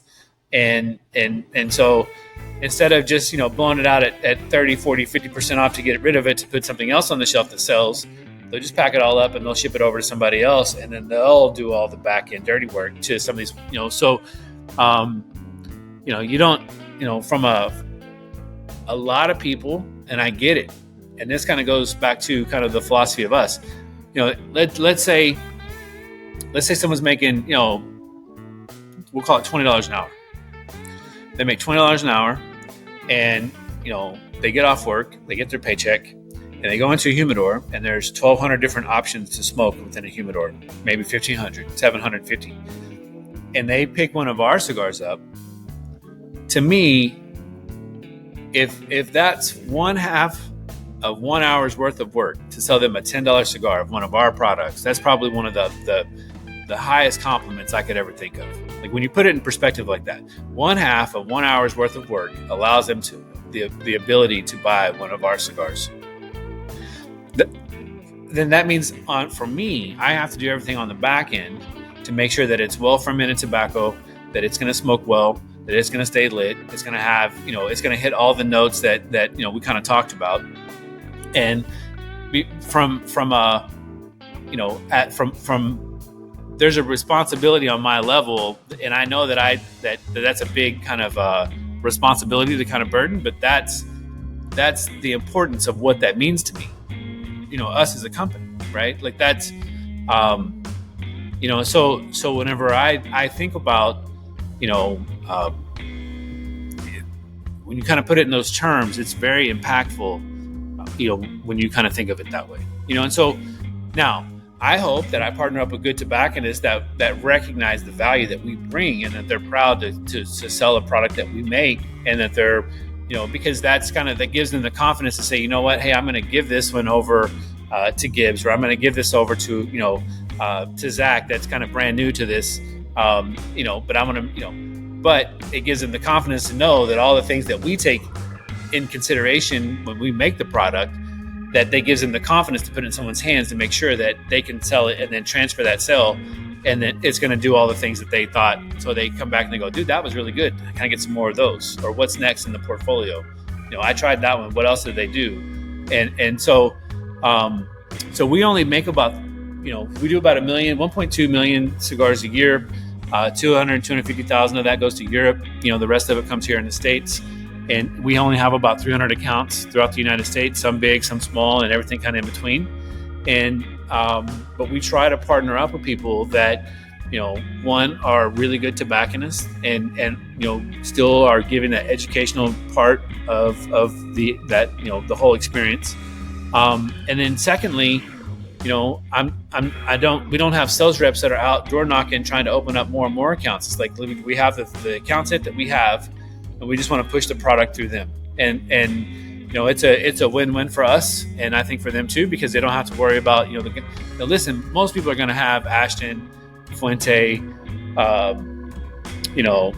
Placencia, Rocky Patel, Alec Brad, what I mean? Like they're all kind of cookie cutter in that aspect, sprinkled in with a little bit of this and that, right? So, so you try to be differentiating to say, okay, hey, we've got some brands that that are well enough established and well known, but also at the same time that the average Joe probably would or may or may not know about, and we want to tap into that guy. So that was kind of my thought You did it process. with us, sir. Yeah. Look, I'm just happy you've got an account down the street from Zach. So me too. No duh, right? So you don't have to travel an hour to get So one. Zach, when I need some, I can just let you know, and you can. Yeah, you can just let me know. I'll go grab some down the street. call Zach or get Gibbs to call Penny. There you go. Yeah. No, I think that the because obviously that's so again, having a relationship with them. So this kind of goes into Sabretooth, right? So if I make 250, 300 boxes of Sabretooth or Black Irish, and I send 2 or 3 boxes to a shop, to everybody that supports us, they're going to look at their list of people who buy a lot of RoMa Craft, and they're going to, because think of it this way, right? So, you get, there's 24 in a box. So you get, approximately 72 different, Sabretooths in this example. So realistically, they could sell that box, as put it out on a shelf, and if it sells, it sells. But they've got to buy and spend a lot of other money with me to be able to get that account, to get a product like that, right? So sometimes you'll see people take them and then put them in sampler packs or break them up, and they'll, here's a little bit of the other core line stuff, and here's 2 or 3 of the kind of rare kind of things, and it's $100, which is actually a pretty good deal when you think about it. It's not like they're trying to pawn off a bunch of dog rockets on you and say, here's a bunch of shitty cigars you'll never smoke. But, a lot of people look at it and go, well, why do I just want to get that one box of Sabretooth. It's like, well, I've got to spend $10,000, $15,000, $20,000 for RoMa Craft to send me, 2 or 3 boxes of this. So I've got to move a lot of this other stuff. More RoMa.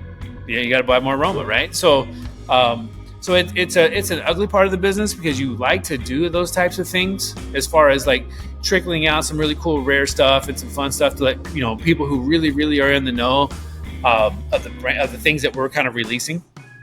But on the flip side of that, you're not, at the same time, like there are certain shops that I have that they sell so much RoMa daily in and out that every one of them would buy a box of that. You know what I'm saying? So it's like, what are they going to do with 3 boxes? 3 boxes is just going to piss a bunch of people off, So on one hand, you say, okay, well, do you just use them for events? And if you come out and you do a store event, then, hey, you can, but it would be the same thing. Like, hey, if you buy a certain amount of this, then you can buy a certain amount of that, so it's like, why not just put them in bags and, and just, sampler packs and then just kind of sell them out? I mean, I'm going to do the same thing if I did it in an event anyways. So, but you're always kind of looking for like a good balance to, LE to core line. So I would say, for us, typically the way we do it is I try to look at what's 25% of your annual spend is what I will allot in your LE stuff. So kind of, for easy math, you spend $1,000, then you get $250. If you spend $10,000, you get $2,500, versus, then that way it's like, I'm rewarding you for, kind of getting a wider distribution in the products that we make, and selling all of them. And hopefully you see like there's value in that. Right. So, I've not found an easy way to do it. I tried to just send them all out one time where everyone just got a box or two, and I pissed people off for that because it's like I've got 80 members. What are you doing sending me 2 boxes of Black Irish? Like it's like I don't know what the right mix is. So if somebody's got a really cool suggestion, let me know, because I don't like pissing people off. I want to make it's one of those things that you're just trying to find a good balance, right? So, but when you have a good relationship, how that ties in, when you have a good relationship with your local tobacconist and they get that, hopefully you're the first one that calls. You know what I'm saying? Oh, hey, I know you like this brand. I just got XYZ and you want to try it. Yeah, I'll be there tomorrow. Hold me a box or hold me a set or a sampler or whatever. And that's having a good relationship. I didn't collect all this bourbon just because I'm a nice guy. I go in there and I give my local liquor guy cool weird stuff that I find from other places and go in there and drink with them and build a relationship. This is all about relationships. So well, that's what awesome, to me, that's what cigars have been about as long as I've been smoking cigars. It's about a relationship. Mm-hmm. That's what it really boils down to. 100%. But post COVID, the relationships have deteriorated. Like there's a weird thing. So and I kind of bring this. So if you had a good staff and you spent time and you educated and you got guys that were or gals that were really cigar nerdy, tobacco geeks, whatever you want to call them, and then somehow they got furloughed, you hope that they came back. Most likely a lot of them went and found other jobs making a little bit more money and left kind of the cigar industry as a whole. So now you have people that you're trying to train up to kind of get up to speed because you lost your right hand man or whatever, and so which because guys who frequent and smoke a lot of cigars aren't going back into cigar shops as frequently as they used to because now they're accustomed to buying online. So you kind of have this whole dynamics that have changed, and shifted, post COVID that we're all trying to kind of work with, right? So, but I do know this. Cigar sales are starting to level off, so the demand and the spike has really kind of tapered off a little bit. Like cigar sales are still up over 2019, but I do believe that retailers are going to have to work trying to get the guys and gals back into the shop. The casual smokers are going to drift away or go online, and so you're going to have to do more to get people back into the shops, and it's going to start with the culture that they create, right? Like, is it welcoming? Is it my local shop down here? It's no longer here anymore, but every Sunday we would do a potluck. So everyone would, make a dish and take it over there, and we'd watch football games and basketball and whatever. But every Sunday, domino table going on. But I knew everybody, and so, yeah, those, yeah. I don't see that type of energy. I mean, you do. Don't get me wrong. It's still out there. It's just not as frequently across the nation. A lot of cigar shops that it used to be. So, yeah, no, I know what you're saying, because there's a shop up the street from us that used to have chili cook-offs, like monthly. Bring in people, have chili cook-offs, everybody have a smoke, have a good time. But they kind of tapered off from that. I bet the Texas chili won and pissed everybody off. Man, probably. I'm kidding. I don't think I actually had a good Texas chili from there. Oh, okay. Most of ours had beans, but there was one guy that did have some Texas chili in there, and it was choice. It was good. But that was it, just one. So, Michael, is it CJ Stroud State or is it Dak Prescott State? Oh man, I think it depends on how north you are. I think, and who's winning. To me, I could care less. I am a college football fan. Go sports ball. There you go. So so I went to the University of Oklahoma. So I follow a lot of the guys that played at Oklahoma. So whether it's Kyler Murray out in Arizona or Baker Mayfield down at Tampa. All the other people that kind of play. So I'm pretty fortunate that I can kind of find any NFL team, and I've there's 3 or 4 players from Oklahoma that are on the roster. So I think we had 4 different players both in San Francisco and Kansas City. So it was like, I just want to see a good game. But I know Skip's pretty hardcore Dallas fan. But yeah, he is. It's but for me, I just want to see a good game. That's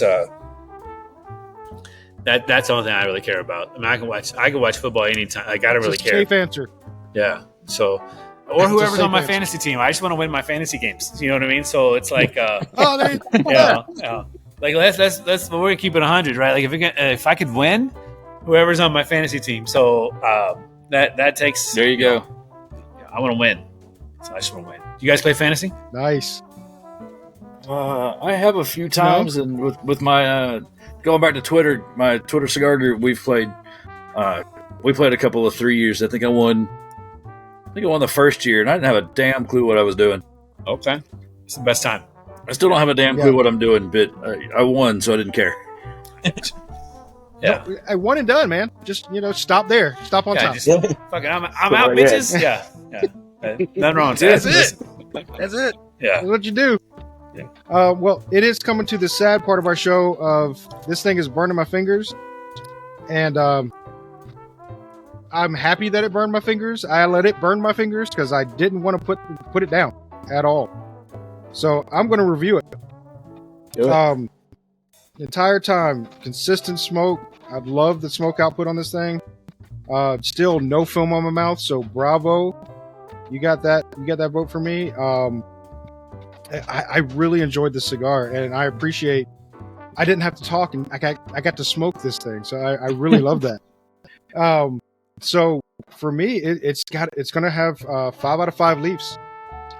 This is one I'm going to seek, even if I have to go an hour to get it. I'm going to go get another one. I don't care, how much I'd pay for it either, honestly, but I'm going to get another one. So it's going to get a 5 from me, and I can't smoke it anymore. Thank you. We'll go get another one. You want 3. For the record, that's his first 5 out of 5 rating. That is my first 5. That's out of 5. Yeah. I dig that cigar. It was good. Just because you have Michael. It was good. Yeah. It was good. It was very yes, good. It was good sauce. Yeah. So, okay. I'll take that. Thank you very much. How about you, Andy? Sir. Yeah, well, it's well deserved. That was a damn good cigar. I'm still smoking mine, but it's getting we're getting to the end, and yeah, like I said, I haven't had a bad RoMa Craft in the number of RoMa Crafts that I've had. I've still got 2 in my humidor. It was a tough choice between this and the Aquitaine. I think I have the 2 Aquitaines I have sitting in there, but I've been staring at this one for like 2 weeks, and I'm like, I gotta have the cigar. But yeah, I'm with Gibbs. It's got great smoke output. It tastes great. great construction. I didn't have any issues out of it. I don't know what kind of super glue you use on the Intemperance band, but that was a bitch to take off. Same here. Mine's tattered. I mean, it is in pieces trying to get that band off. But other than that, yeah, I'll give it a 4.8, and that's partly because it's probably my fault because I'm half congested. But yeah, it's one of those cigars that I'll just go back to every time I see one in the humidor. And part of that, I think, is just the fact that I've known of and talked to Skip and have brand recognition and love the product you guys put out. So I have no problems giving it high ratings, and because I do enjoy it, and it's something that I enjoy sitting down and just smoking it. And I didn't have to listen to Gibbs talk for the last hour and a half. That's a plus. And nobody said cardamom, so there we go. I'm putting it out there. Oh, son of a... We can't go one episode you don't say cardamom, you son of a bee. All right. So how about you, Grim? I already did it's muy bien. It's muy bien. Muy rico. No, I love giving people shit. It's like my go-to thing, and I can give no shit to this fucking cigar, man. Like, I've been trying to pick it apart this entire time, but like it's been awesome. It's a great experience. I want another one, and that doesn't happen very often. So, and I'm not trying to kiss ass here. Like, it really was a great cigar, man. So it's going to be my first 5 as well, because I usually never give. I always love being like the low ball, score and all that, and I can't do it this time. I tap out, man. I bow to its greatness. Nice. Thank you. All right. It's All right, nice. Robert. It's nice. Muy bien. It's nice. Gotta join the fellas. It's the first 5 I've ever.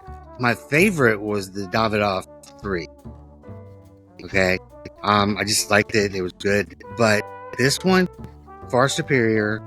Like it burned evenly all the way down to the point where my fingers are still burning. And I took that with a great amount of pleasure because there was no aftertaste. The input was great. The output was great. It was wonderful. Thank you so much for that. And Zach, you'll be getting my order. And so will Penny. I don't know that I can get that one here. You might have to call Penny. Gibbs can call Penny. He's got her phone number. Yeah, I can call Penny now. So yay, she doesn't think I'm such a scumbag to actually have her number now. So yay. She hasn't blocked you yet, at least not that you know of. Well, I mean, the first call is going to get blocked, but so who is at least I have the number. First, but hey, before you block me, can you send these cigars that I need? Yeah. Can you send me some? Get my order Exactly. out Can you first. see these Romas? Yeah. Just okay. I love you, Penny. That's it. Hilarious. Is it my turn? It's your turn. What is that? Okay. So the Neanderthal was fantastic, and I couldn't pick out like a specific like flavor note that I could call out, like coffee or something like that. Although it's just kind of perfect. I don't know. I will say the last cigar I gave a 5 rating was the Intemperance. I don't remember which one. It was the lighter Raptor one. Oh, but the it was just EC, so on point for me. Thank you. Yeah, I think that was it. And I like that one slightly better than this one, so I'm gonna go piggyback on Andy and call this a 4.8 out of 5 leaves. And I would definitely get another one of these, and it's so enjoyable. Well, considering they're so different in flavor and smoke production and in body, you're on both spectrums. Like, you've got Neanderthal that's like this powerhouse. Especially if you, it's a heavier, thicker cigar. I mean, there's a Pennsylvania double Ligero, there's Dominican Ligero, Esteli Ligero, and Pueblo Nuevo Ligero. So there's like 4 different. So it's got a long finish, but it's super smooth, right? Like, it's one of those cigars that it's like, super smooth. So, but again, So something that we do that I didn't really share with you guys is the thicker cigars, that heavier tobaccos, we age for 16 weeks, which is a long time. Something that I think a lot of people don't really think about. Thinner ones we do about 12, which is 3 months. The other one's 4 months. So like, let's say, for example, if there was a water issue in here or carpet was wet, they bring in these extractor machines that pull out humidity, right? And so if you let the extractors run and they're pulling out humidity and all the tobacco, essentially there's a cigar reader. They pull out the cigar, they put it in a little slot, it prints off, and it tells you how much humidity is in the cigar. And you can do that in about 2.5 weeks.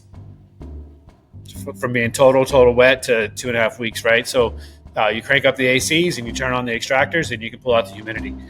I'm a big believer, Texas barbecue, low and slow. Skip and I, when we kind of set this together, this is kind of one of the philosophies that we put. And now there's a capital carrying cost that has to happen. So when other factories see that we're aging the cigars as long as we are, and we have them at the price point that they're at, people are often shocked because, that's like going and getting a dry aged steak. You know what I mean? Like that you're willing to pay, $35, $40 a pound for, or whatever the number is, right? So, I also believe like I could microwave hamburger meat and make it, cooked, but low and slow is the better way to go. And so once that cigar hits a certain humidity and temperature, it goes into packaging and it goes out the door. For us, if I rolled it January 1, week 1 of the year, it will stay in there until week 16 to get pulled out, shipped, and then because we just use true ambient temperature and we've kind of built like a sauna room, like where it's a little bit warm in there to help with the heat, but very, very cool. Obviously you don't have a guy like Skip that's as dedicated to the craft aspect of it. And again, we didn't make cigars. We didn't invent making cigars. We didn't invent the word craft. But what we do that a lot of people don't do is we have the discipline to do it the right way, right? And that takes a lot of time. And so, but again, when you're only doing 1 million cigars, you can make these types of choices and decisions. If you were doing 10 million cigars, there's no way you you wouldn't have the space to do, or 20 million cigars, you know what I mean? Like you would have to get them out. Like it's a space issue at that time. And so, I think, when you kind of see our price point in our catalog, kind of in the $7 to $12 price point. I think Neanderthal HN is $12. Maybe some of the Neanderthal exotic stuff's like $14. But and we're about to release the new repackaged, but the new Cro-Magnon that's about to drop to Pennsylvania. So that has kind of started to trickle out, but probably on Monday it'll go full. So make sure your local tobacconists are calling me to say, hey, let's get the new Cro-Magnon in queue for them. But is that Cro-Mag 2.0? Yeah, for the most part. Yeah, no, I think so. Cro-Magnon is what we started with. That was what we launched with. That's kind of the backbone and flagship of our brand. And so when you're so a couple things happen. And I know we were trying to get off this thing, but I just lit a second cigar, so I'm good. No, we'll talk, man. We'll talk. We got time. Yeah, we'll talk. I go back and get another one. So it happened. It happened to the retailers too, right? So during people are in 2018. There's a revolution going on in Nicaragua. So the Pan American is shut down. So in 2018, a lot of the big companies were like, hey, send as much as you can because I don't want to get stuck without cigars. So then, the trade show 2019, attendance was down and sales were down. So kind of closing out 2019, not every factory brought everyone back immediately. It was more of like, let's kind of see what's going to go on with sales and cigar trends. And so, because the big guys had already bought, so at the trade show, they were only buying stuff that was kind of newish that hadn't been released because they bought bulk. And because no one was sure how long that Nicaragua was going to be kind of shut down. And so, or what was going to happen. So 2020, March kind of kicks off. So mid-March, everyone's kind of half-assing. They're kind of making some cigars. They're not full capacity. No one's cranked up, whatever. And then COVID happens. Everyone sends everyone home.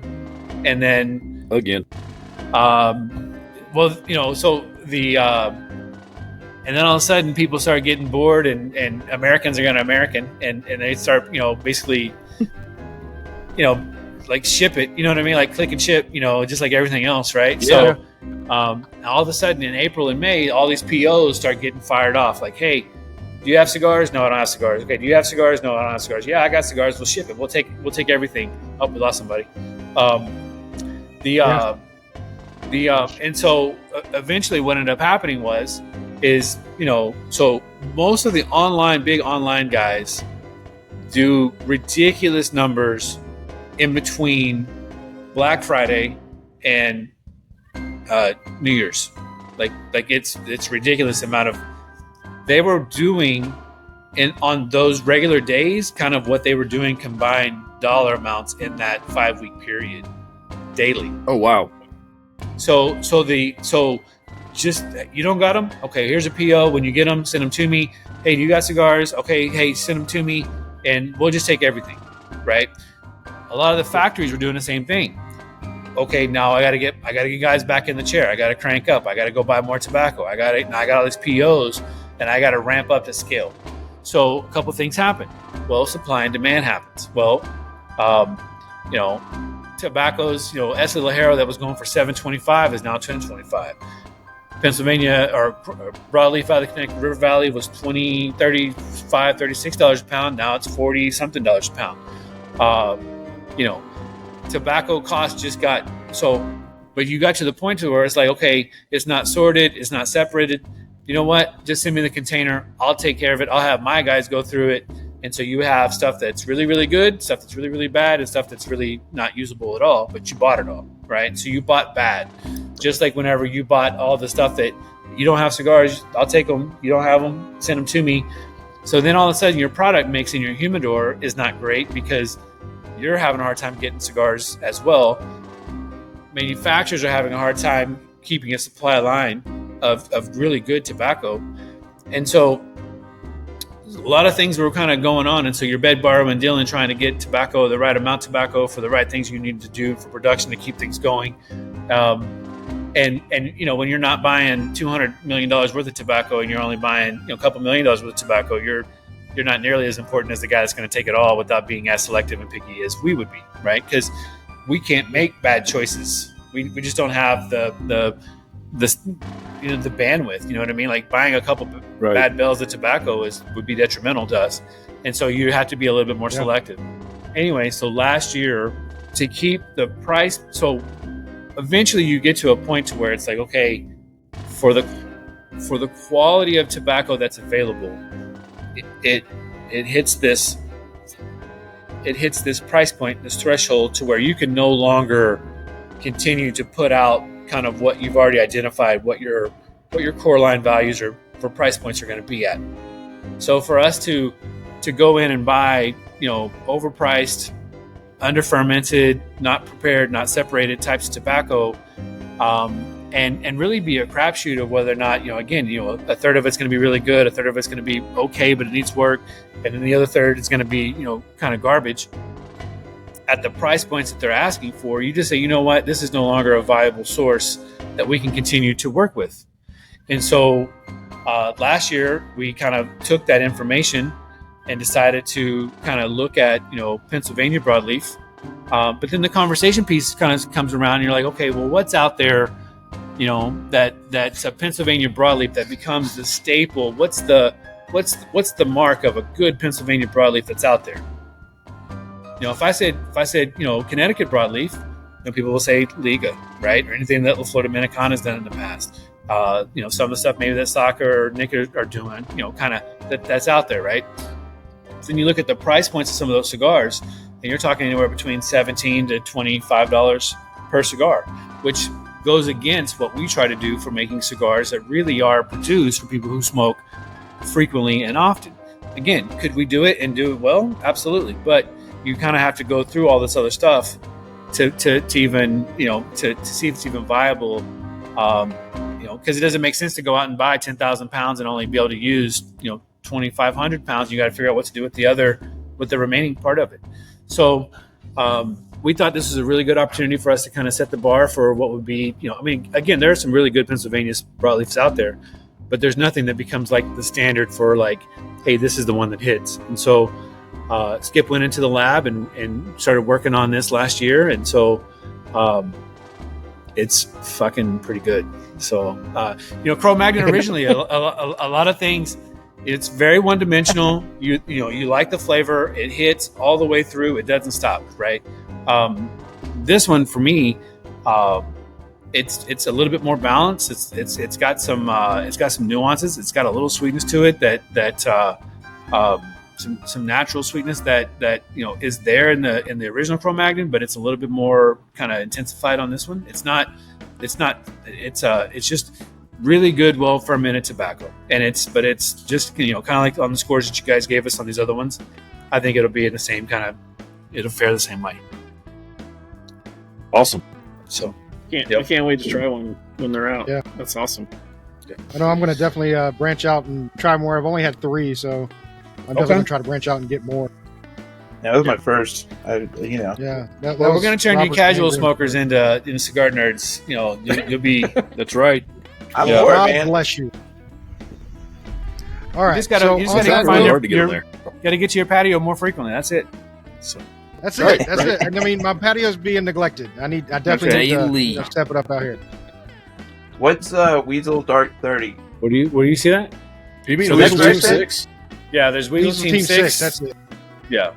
So there are levels of being Weasel. So back in the day, before they had podcasts, stuff like this, in 2007, 2006. A lot of guys were doing blogs, and so they would come to the trade show and they would say, hey, if you give me a box of cigars, I'll do a review. And kind of they would really take advantage of a lot of the manufacturers, and then realistically having 10, 15 people on your website probably for the year does not justify giving a box of cigars for reviews. And so some were better than others, right? So, but there were, so you would say, okay, here come the weasels, right? You would see them coming because they would just have bags and bags of shit they kind of go around and collected. So that would be like your basic weasel, right? Another basic weasel would be, the cousin or the brother-in-law or some family member on the spouse's side that always shows up, never contributes, but will always smoke one of your cigars, right? So you have you got your special humidor that's kind of bottom barrel bullshit you'll never smoke, that they can have anything they want out of that. But then you got your shit up here like, please do not touch, give away or even look at, because they don't appreciate the cigars, right? So it wouldn't really matter, one way or the other. Then you have you got guys that would meet in Herf and get together and be like, oh, I just picked up a box of DL700s or Diggers or something cool, and like, oh man, I've been looking for those, and you want to trade out something, what do you got? And you would kind of go back and forth, and you would swap something out. Weasel Team 6 actually came from the guys from Zycar back when Zycar was really still cool, and before they sold. So every time that they would have one of their annual sales meetings, this random package of cutters and lighters would show up, and they would say, oh, hey guys, thank you guys, appreciate you, here's some cutters and lighters. And so we would always kind of return kind of in jest, right? Okay, well, here's a bunch of cigars for you guys to smoke. And so they started kind of dubbing this Weasel Team 6 as kind of, they felt like they got the better end of the deal because they got a bunch of cool cigars out of it, and they were probably giving us the refurbished bullshit cutters and lighters. But, at least they didn't look like they were, at least they were freshly painted. Who knows, right? But, I mean, they were good guys. So Kurt and those guys did a really good job. And so they were the ones that kind of started dubbing Weasel Team 6. And so it just kind of evolved. And so, the Jedi Weasel, though, the Master Jedi Weasel, you always see the one guy with the big pocket, Guayavera, got multiple cigars in his shit, show off what he's got. And you're like, oh, man, that sure looks tasty. What's that taste like? And they're like, oh, you know what? And then they hand you the cigar. It's like you trick that guy into giving you that cigar, right? So that's a Jedi Master Weasel. So that's kind of where it kind of came from. And so exactly, right? Like, you want me to have that cigar. You don't know you want me to have it, but but then what's really cool was these are cigars for me. Exactly. So one of the things that kind of happened early on for me was there's a Cynthia Fuente would come to the local cigar shop And we would sit on the patio up at Heroes and Legacies, and she would show up and do her events. And this was back when she was married to Wayne. And I don't think she gets nearly enough credit for, what she has done for kind of being, a brand ambassador for the Fuente family. But she was one of the first ones to ever hand me one of my cigars. So, this is from my grandfather's, collection, whatever. And that's so cool, And then kind of fast forward, I was in DC one time, and Skip and I they were making Cro-Magnon, and we had just gotten some of the Candela stuff in, and so we had been tasked with doing kind of this cigar that was a one-off for a charity thing for the guys over in Maryland for the B&B cigar group. And so Skip was just kind of playing around with it and said, let's do the Black Irish. And so we had made it. And anyways, long story short, I was someplace and this guy goes, "Hey, I saw you guys were working on this Candela project. Man, that looked really cool."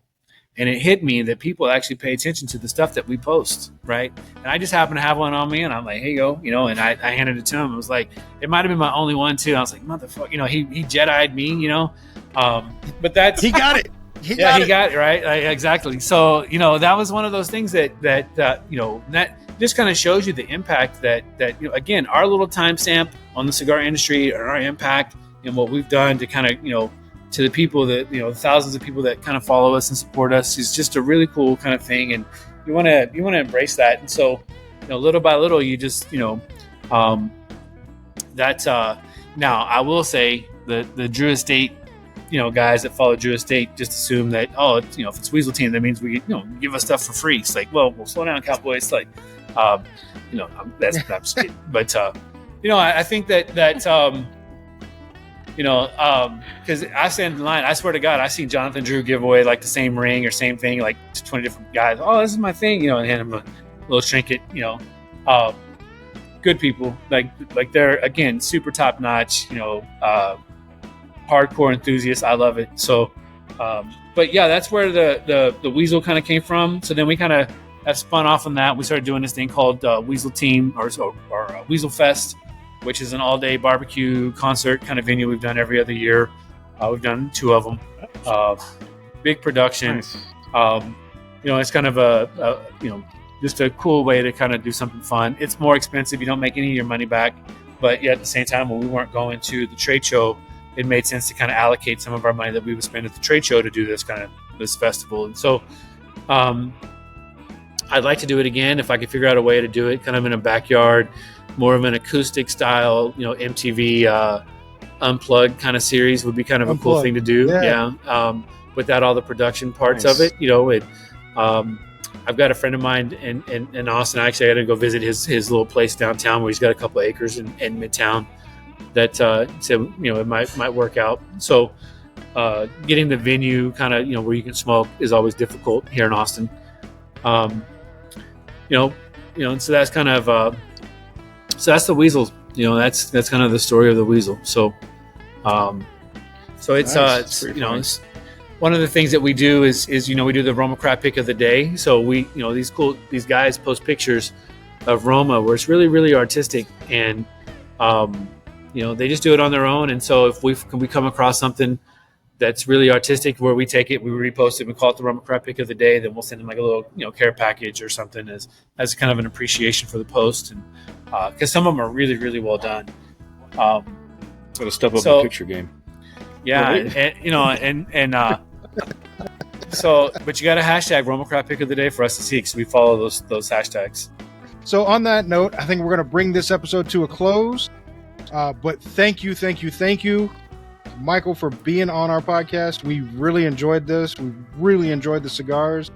Appreciate it. And you're welcome back anytime you want to come on. You can drag that Skip guy along if you want to. If you don't have to, though, that's up to you. But again, thank you, Michael Rosales from RoMa Craft. It's been a good time. And on that note, I'm going to say good night. See you. Good night.